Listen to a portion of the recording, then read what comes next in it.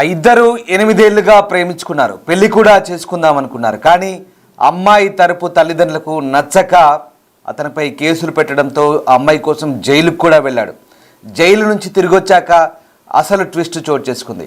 అమ్మాయితో మాట్లాడే ప్రయత్నం చేస్తే నాకు నువ్వు నచ్చలేదు, వేరే అబ్బాయితో కనెక్ట్ అయ్యానని చెప్పాడు.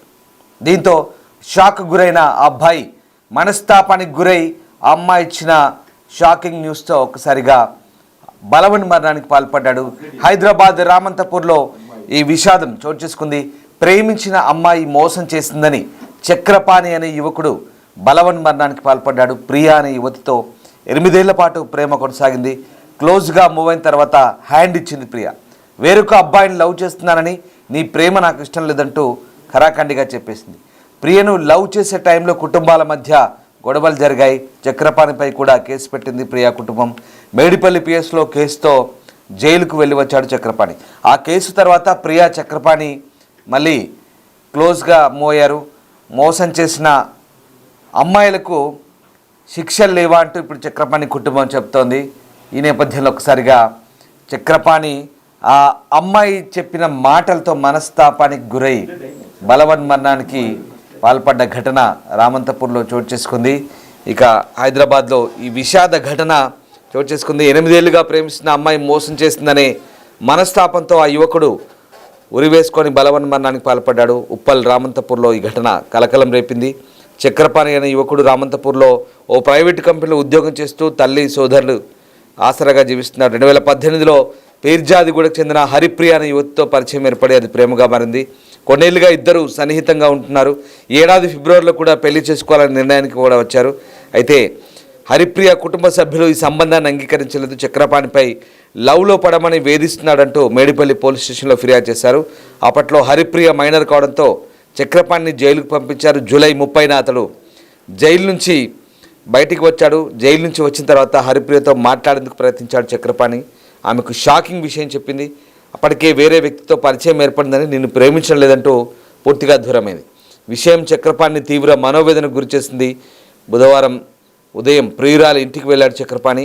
ఆమె కుటుంబ సభ్యులు అతన్ని తిడుతూ పోలీసులకు సమాచారం ఇచ్చారు. దీంతో తీవ్ర నిరాశతో బాధను తట్టుకోలేని చక్రపాణి ఇంట్లో ఎవరూ లేని సమయంలో ఫ్యాన్ కూరేసుకొని బలవన్ మరణానికి పాల్పడ్డాడు. దీంతో ఈ ఘటన ఒక్కసారిగా కలకలం రేపింది. గత 8 ఏళ్లుగా ప్రేమలో ఉన్న వాళ్ళు క్రమేణా ఆ యువతి ఆ యువకుడిని దూరం చేస్తూ వచ్చింది. దీంతో తీవ్ర మనస్తాపానికి గురైన అతడు బలవన్ మరణానికి పాల్పడంతో బాధితుడి తల్లిదండ్రులు ఉప్పల్ పోలీస్ స్టేషన్లో ఫిర్యాదు చేస్తారు. ఈ ఘటనపై కేసు నమోదు చేసుకున్న పోలీసులు విచారిస్తున్నారు. ఆ యువతిని లవ్ చేయమని వేధిస్తున్నాడంటూ గతంలో చక్రపాణిపై మేడిపల్లి పోలీస్ స్టేషన్లో ఫిర్యాదు కూడా చేశారు ఆమె తల్లిదండ్రులు. అయితే ఇప్పుడు ఆ అమ్మాయి చక్రపాణిని మోసం చేసింది, ఆమెను శిక్షించేందుకు చట్టాలు ఏం లేవా అంటూ తల్లిదండ్రులు ప్రశ్నిస్తున్న సందర్భం కనబడుతుంది. ఒకసారి ఆ యువకుడి తల్లిదండ్రులు తీవ్రమైన మనోవేదనతో మాట్లాడిన తీరు చూద్దాం. 8 సంవత్సరాల నుంచి లవ్ చేసారు. ఫిబ్రవరిలో పెళ్లి చేసుకుంటా అని నా కొడుకు అన్న తర్వాత ఆమె నాకు ఇష్టం లేదు, నేను ఇంకొకరిని చూసుకున్నా, నువ్వు నాకు ఇష్టం లేదు అన్నది. ఆయన 2 నెలలు ఎంబడబడ్డాడు. 2 నెలలు ఎంబడబడుతుంటే అది ఏం చేసింది, నాకు వద్దు, నువ్వు వద్దు, నాకు వద్దు అని చెప్పేసి అంటే వీడే బతలాడిండామని. బతలాడినాక ఆమె ఇంటికి వచ్చింది. వాళ్ళ డాడీకి తెలిస్తే కేసులు పెట్టి అన్ని కేసులు పెట్టి జైలుకు పంపించారు. నా కొడుకు కన్యం పుణ్యం తెలియదు. అమ్మో నేనేం చేయాలి. మార్నింగ్ 10:30 11:15కి అంతే షాప్కి పోయి ఇట్లా వచ్చి అంతే. నేను నాతో మాట్లాడిండు.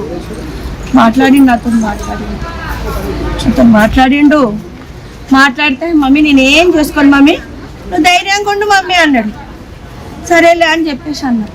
దుకాణం పోయినా ఇంటికి వచ్చినంతే డోర్ కొట్టినా, మమ్మీ నేను ఏం చేసుకో, నువ్వు ధైర్యంగా ఉండు, నువ్వు దుకాణానికి వెళ్ళిపో, నీ పని నువ్వు చేసుకో అన్నాడు. అంటే సరే అని మళ్ళీ నేను పైన సంగు దగ్గర పోయినా. సంగు కొంచెం కిందికి రా, సన్నిగడ ఎట్లనే వేస్తున్నా అంటే సరే అక్క అని చెప్పి చేయగట్టుకొని కిందికి వస్తూనే ఉన్నారు. అంతే డోర్ ఓపెన్ చేస్తూనే ఉన్నాం. ఇంత పని చేసిండు కొడుకు. ఎన్నోస్ 28 ఒక అమ్మాయిని లవ్ చేసిన ప్రియా అని, ఇద్దరు టూ సైడ్ లవ్.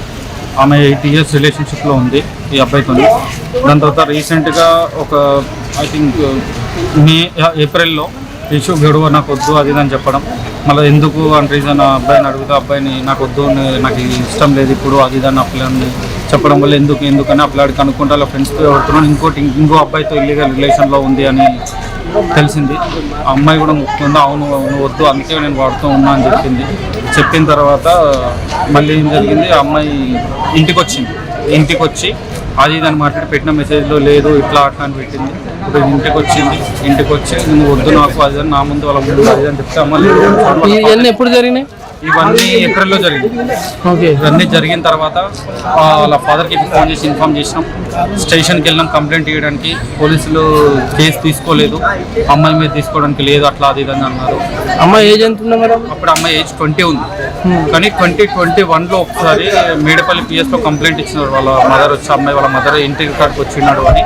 అప్పుడు అమ్మాయికి 16 సంథింగ్ ఏదో ఆ ఎగ్జిస్టింగ్ కేసు కింద తీసుకొని కోర్టులో పెట్టి ఎఫ్ఐఆర్ ఫైల్ చేసి డైరెక్ట్ అరెస్ట్ చేసింది. మాకు ఎఫ్ఐఆర్ ఫైల్ చేసినంత వరకు కానీ ఏ మ్యాటర్ మాకు తెలియదు. అరెస్ట్ చేసినంత వరకు అప్పటికి ఎఫ్ఐఆర్ ఫైల్ అయిపోయింది, అంతా అయిపోయింది, తీసుకెళ్ళిండు, అరెస్ట్ చేసేసి అయిపోయింది, రిమైండ్ చేసి జైలుకి పంపించారు.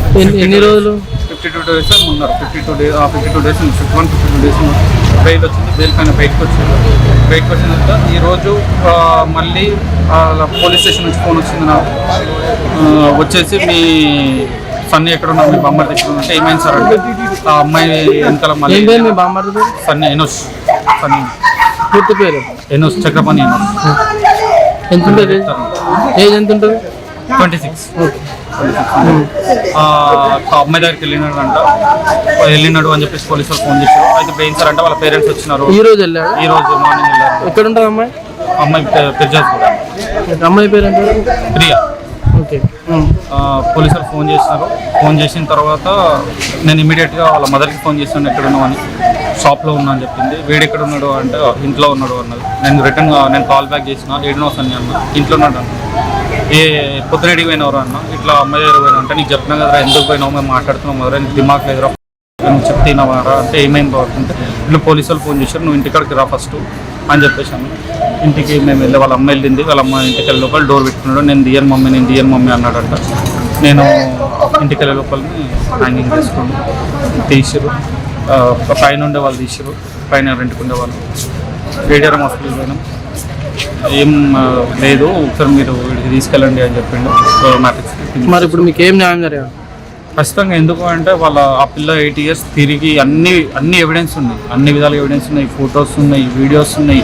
నేను పెళ్లి చేసుకుంటా అని చెప్పి అన్ని విధాలుగా తిరిగి ఇప్పుడు అమ్మాయిలు ఇట్లా ఇంకోటి ఇష్టం వచ్చినట్టు వదిలేసి అదే అమ్మాయికి అబ్బాయి చేస్తే ఊరుకోరు కదా. అట్లా అబ్బాయిలు కూడా ఇట్లా చచ్చిపోతున్నారు. మరి వీడు కూడా అమ్మాయిని అంత సిన్సియర్గా పెళ్లి చేసుకోవాలనుకున్నాడు, యూజ్ అండ్ త్రో చేసుకోవాలనుకోలేదు. యూజ్ అండ్ త్రో చేసుకోవాలనుకుంటే చచ్చిపోయేటాడు కాదు. ఆ అమ్మాయి ఇష్టం వచ్చినట్టు వీడితో సెక్షువల్గా ఉండి అంతా ఉండి అన్నీ చేసి ఇప్పుడు ఇంకోరితో ఉంటే అది కరెక్ట్ కాదు కదా. అదే అట్లా ఎవరితో పడితే వాళ్ళతో మాట్లాడొద్దు అది ఇది అన్న దానికే ఆ అమ్మాయి నువ్వు అవసరం లేదు నాకు అనడం జరిగింది. దాని తర్వాత ఇదంతా స్టోరీ. ఎన్నోస్ చిన్నప్పటి నుంచి తెలిసిన అమ్మాయి తన వెన్నంటే ఉండడంతో ప్రేమించాడు. ఇద్దరు కూడా ఘనంగా ప్రేమించుకున్నారు. కానీ ఆ ప్రేమ కోసం ఎన్నో పోరాటాలు కూడా చేశాడు. చివరికి జైలుకు కూడా వెళ్ళొచ్చిన తర్వాత ఆ అమ్మాయి ఇచ్చిన ట్విస్ట్తో తల్లడిల్లిపోయాడు. ఆ సమయంలో ఒక్కసారిగా ఆ వ్యక్తికి నిజంగా ఆమె ఇచ్చిన షాక్తో ఇక ప్రాణాలు వద్దనుకొని కన్న వాళ్ళను కూడా మర్చిపోయి ప్రాణాలు తీసుకున్నాడు ఆ పిచ్చి ప్రేమికుడు. ఈ ఘటన మనం చూస్తున్నాం, రామంతపూర్లో జరిగింది. ఇలాంటి ఘటనలు కోకొల్లలు. ఇక్కడ మోసం అనేది అనేక రూపాల్లో ఉంటుంది. భర్తల్ని భార్యలు మోసం చేయడం, లేదా ప్రేమించుకున్న వ్యక్తుల్ని లవర్ అమ్మాయిని కానీ అమ్మాయి అబ్బాయి కానీ మోసం చేయడం, ఇలాంటి ఘటనలు చాలా జరుగుతున్నాయి. ఈ మొత్తం వ్యవహారాల్లో మానవ సంబంధాలు లేదా ఈ మొత్తం వ్యవహారాల్లో ఒక నమ్మకం, ట్రస్ట్ అనేది లేకుండా పోతుంది. మోసం అనేది తెరపైకి వస్తుంది. ఇటీవల జరుగుతున్న సంఘటనలన్నీ కూడా ఇలాంటి ఘటనలే తరచు మనకు వినపడుతున్నాయి, కనపడుతున్నాయి. ఇలాంటి వాటికి నిజంగా ఇక్కడ ఈ అమ్మాయి విషయంలో అతడు జైలుకు కూడా వెళ్ళొచ్చాడు. కానీ చివరికి నువ్వు నాకు నచ్చలేదంటూ చాలా సింపుల్గా చెప్పేసి నాకు వేరే వ్యక్తితో పరిచయం కూడా ఏర్పడిందంటూ చెప్పడంతో ఆ వ్యక్తి తల్లడిల్లిపోయాడు. 8 ఏళ్ళుగా ప్రేమించుకున్నారు. ఇద్దరు కూడా పెళ్లి కూడా చేసుకుందాం అంటున్నారు. కానీ ఆ అమ్మాయి తరపు పెద్దలకు ఇష్టం లేక చివరికి జైలు దాకా వెళ్ళొచ్చాడు. అప్పట్లో అమ్మాయి మైనర్ కాబట్టి జైలుకు వెళ్ళొచ్చాడు. తర్వాత ఇప్పుడు మళ్ళీ అమ్మాయిని వదిలి ఉండలేక అమ్మాయి దగ్గరికి వెళ్ళి మాట్లాడదామని ప్రయత్నిస్తే జరిగిన గొడవల నేపథ్యంలో మనస్తాపానికి గురై ఆ వ్యక్తి ఆత్మహత్య చేసుకుంది. చివరికి అతని తల్లిదండ్రులకు శోకం తప్ప ఏమీ మిగలేదు. వాళ్ళని దృష్టిలో పెట్టుకోలేదు, వాళ్ళ గురించి ఆలోచించలేదు. అంత పెద్ద అబ్బాయి చేతికొచ్చిన కొడుకు ఒక అమ్మాయి కోసం ఇలా బలవన్మరణానికి పాల్పడంతో ఏ తల్లిదండ్రులైనా ఎవరైనా తల్లడిల్లిపోతారు. నిజంగా ఇలాంటి ఘటనలు జరిగినప్పుడు సమాజంలో ప్రశ్నిస్తారు. అంటే అమ్మాయిలకు శిక్షలు లేవా, అబ్బాయిలకే ఉంటాయా? అబ్బాయిలు మోసం చేస్తే శిక్షిస్తారు, తీసుకుపోయి చట్టాలు అంటే వాళ్ళకి మాత్రమే అనుకూలంగా ఉంటాయా?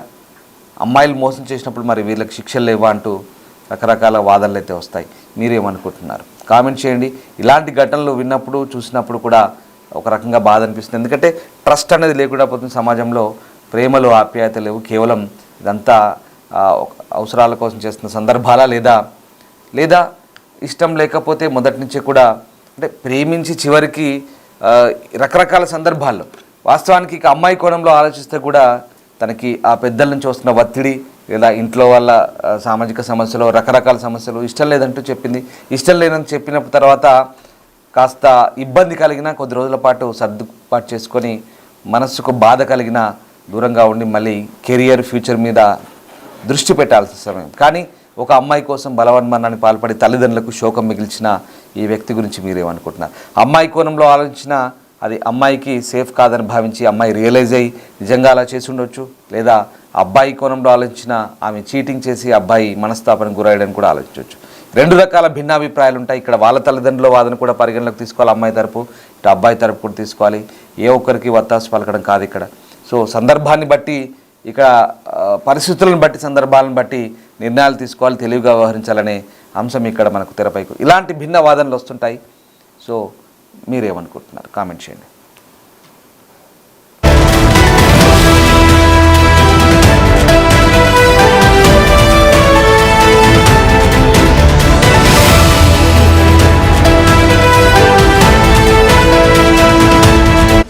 The Big Folk Night 2025 celebrating the soul of Telangana. August 23 సాయంత్రం 6 గంటల నుండి ఎల్బీ స్టేడియంలో. టికెట్స్ బుకింగ్ కోసం ఎంట్రీ వాలా యాప్ను డౌన్లోడ్ చేసుకోండి.